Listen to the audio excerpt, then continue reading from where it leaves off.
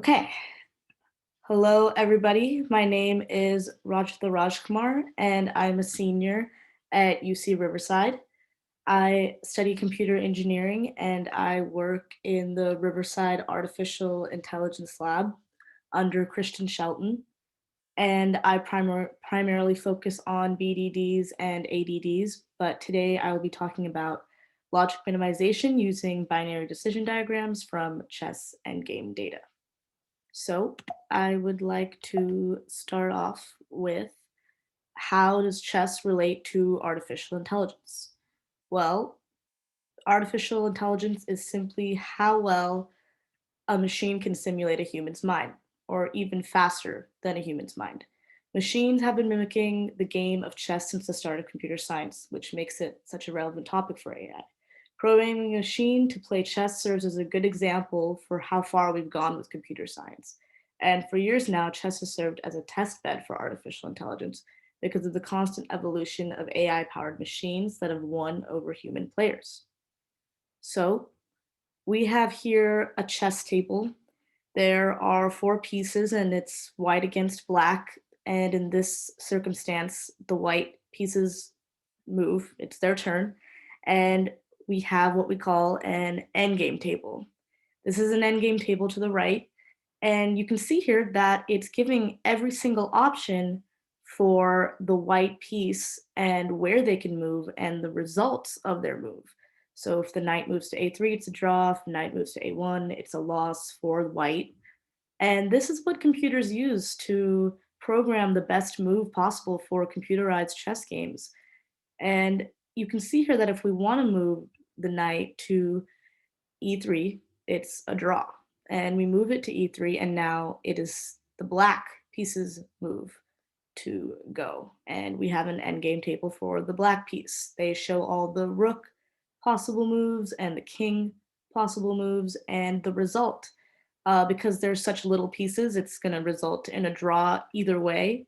But this is what we call Syzygy's endgame table. Syzygy compiled all these endgame tables, and this is the world standard for EGTs in chess. So it is what we compare our research to, and it's lots and lots of data, but it's kind of important how we represent that data. And in our research, we represented that data using binary decision diagrams. Now, a binary decision diagram, or a BDD, is a common data structure used in computer science to represent Boolean functions. Now, what's a Boolean function? Well, we can start off with an AND operator because that's a Boolean operator. And basically, a Boolean function represents values of two. So in this case, it's binary. X equals one and it can only equal one. Well, when X doesn't equal one, X equals zero, with that line representing not.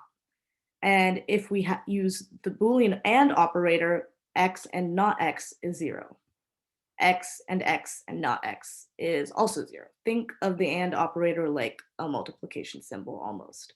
Well, we have a table here, and it's comprised of three variables with an resulting variable of F. We AND all these variables together, and we get F. And the way we represent this in a diagram is a BDD. This is what a BDD is. It is a tree with pathways to the resulting nodes here.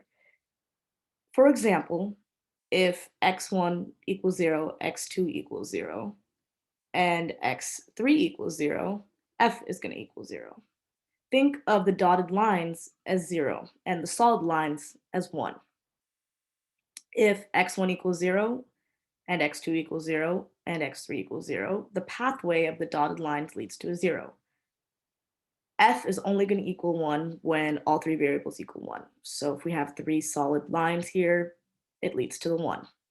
Our question now is, how do we minimize this? How do we compress this to save time, storage, money, memories, everything? Well, if we take the same BDD, we can see, following these pathways, that no matter what happens in this pathway from this dotted line is always going to result in 0. We can minimize that and erase all these nodes from these trees. We can do the same from this pathway because we can always assume that no matter what, from this pathway, it's always going to equal 0. And because it's either or in this case, we don't have to minimize that. But here is an example of a small binary decision diagram that has been minimized using Boolean logic. Now, with chess, it is drastically much more data. But how do we even represent an endgame table in chess using binary bits and Boolean logic? Well, this is a small example of a king versus king game. So that's a game of chess with 2 kings. That's the smallest game of chess possible. And this is a small cube of data. This is what we call a cube. All these bits are variables and there's a result. That result is a draw because every single play in a king versus king always results in a draw. So the 1 bit means that black moves. If it's 0, that means it's white moving. The white king is represented by these 6 bits. That's the position of the white king, and that's the position of the black king. Now, the R and the F is the rank in the file. That is all these letters and numbers here. So the white king rank is 2, and the file is E. That means that the white king is over here, E2. For the black king, the rank is 5, and the file is D. That means that the black king is over here in D5. Now, in this specific play, it can be represented by these bits. If it was a win or a loss, the result would be 0, but since it's always a draw, it's going to be 1. Now, this can be represented in a small data function seen below here, and the variables would end up looking like this. Now, for this entire game of chess, you'd have to make all the plays of every single position each king could be in. And because of symmetry, we can cancel out if the black king was in this position because it's the same logic. And you'd get a function that kind of resembles something like this. Definitely much larger, but these OR symbols right here represent all of these functions added together, all of these plays together. And you kind of get something like this. Now, this is a full king versus king BDD. It looks large, but it's actually the smallest version of a king versus king, and it's also the smallest version in chess. And this is what we've compiled with CUDD. And the more pieces there are in the table, the larger and larger it gets. So it almost gets hard to represent. And you might be wondering how we're able to even program and compile all of this in a visualization software. Well, we use CUDD software, and that is the Colorado University Decision Diagram package. And we use that to program our BDDs. And that is a package we can use with C, C++, which I was able to program. A program that basically takes in all these numbers and makes these binary decision diagrams. This is for a king and a rook versus a king. This is a 3-piece game. And this is only the first few hundred nodes out of thousands and thousands. You could see as we add a few more thousand nodes, it gets bigger. And then this final result right here, it's unrecognizable because the nodes are so large that you can't visualize this in a diagram format anymore. You have to store it in a compressed binary file, and that's what CUDD does. Now, these are our results. We have this column right here that represents which kind of game it is. So you can see there's 2 kings right here. That's the smallest game of chess possible. These inputs are the number of bits inputted in each cube.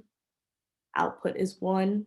And the important thing right here is the size. That's the main goal of this entire research. And here we've been able to pass to Ziggy's memory as well. So this is important to artificial intelligence because it's all about the configurations that we have. So the more configurations we can store, the better the artificial intelligence is, and the more the improved machine is able to play chess, and the more we can improve AI in general. So that is it. And thank you guys for listening.